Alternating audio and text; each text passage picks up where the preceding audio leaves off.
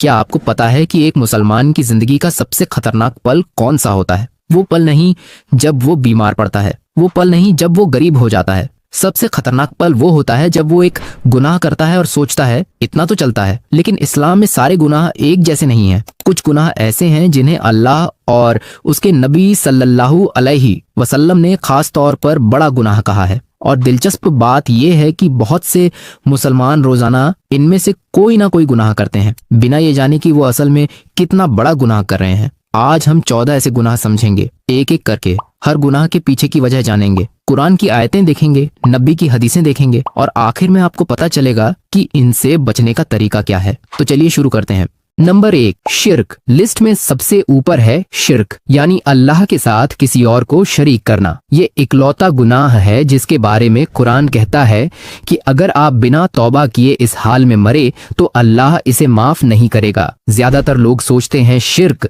मतलब सिर्फ बुत पूजा, लेकिन असल में शिर्क का दायरा बहुत बड़ा है। यही वजह है कि सूरह अज-जुमर में अल्लाह कहता है कि शिर्क करने से आपके सारे नेक काम बर्बाद हो जाते हैं। सोचिए, सालों की नमाज, सालों के रोजे, सालों की ज़कात, सब एक पल में जीरो। नंबर 2, कत्ल। दूसरे नंबर पर है किसी इंसान की नाहक जान लेना।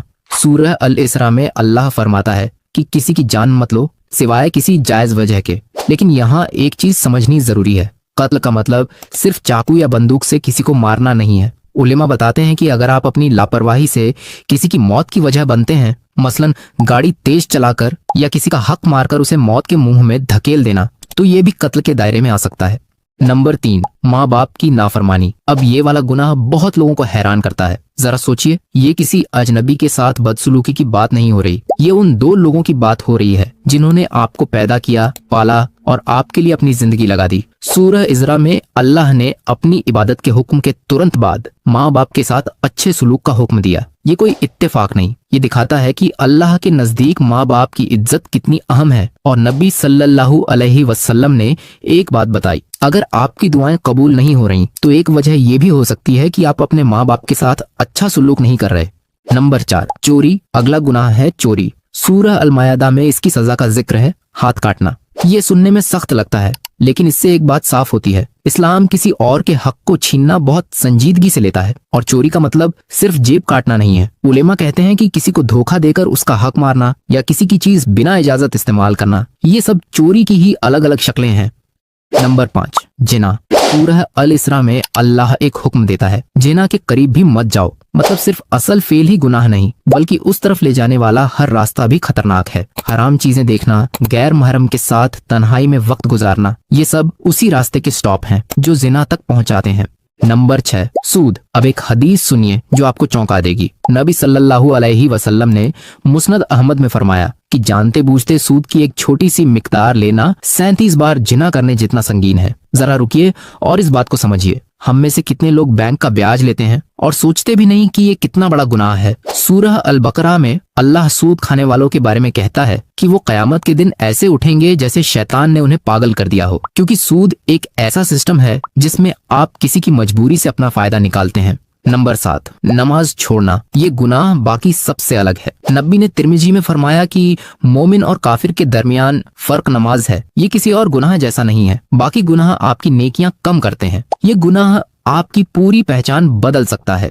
नंबर 8, रिश्ते तोड़ना। सूरह मोहम्मद में अल्लाह एक सवाल पूछता है, क्या तुम हुकूमत पाकर जमीन में फसाद फैलाओगे और अपने ही खानदान से रिश्ते तोड़ोगे? यहाँ अल्लाह रिश्तेदारी तोड़ने को फसाद फैलाने के बराबर रख रहा है, क्योंकि खानदान वो पहली ईंट है जिससे पूरा समाज बनता है। जब वो ईंट टूटती है तो पूरी इमारत हिल जाती है।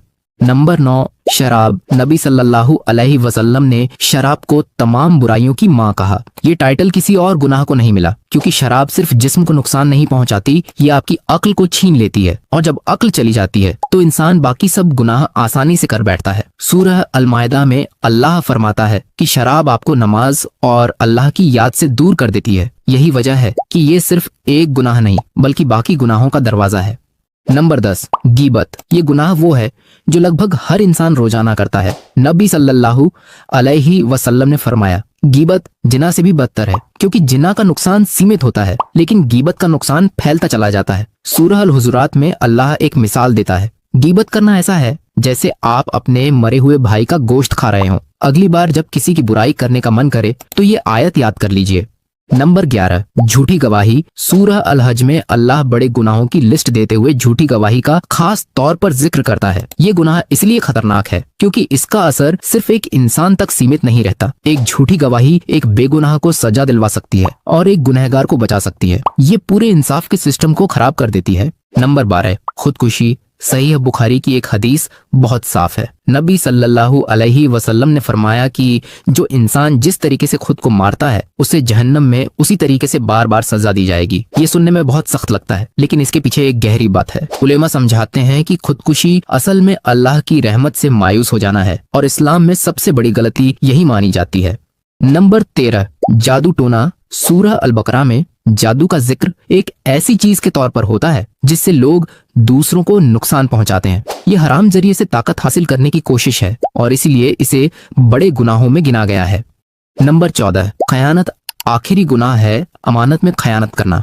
नबी सल्लल्लाहु अलैहि वसल्लम ने फरमाया कि जो अमानत में खयानत करे उसमें मुनाफिक की एक निशानी आ जाती है। किसी का राज फाश करना, किसी की दी हुई जिम्मेदारी ना निभाना, किसी का भरोसा तोड़ना, ये सब इसी गुनाह के अलग अलग रूप हैं।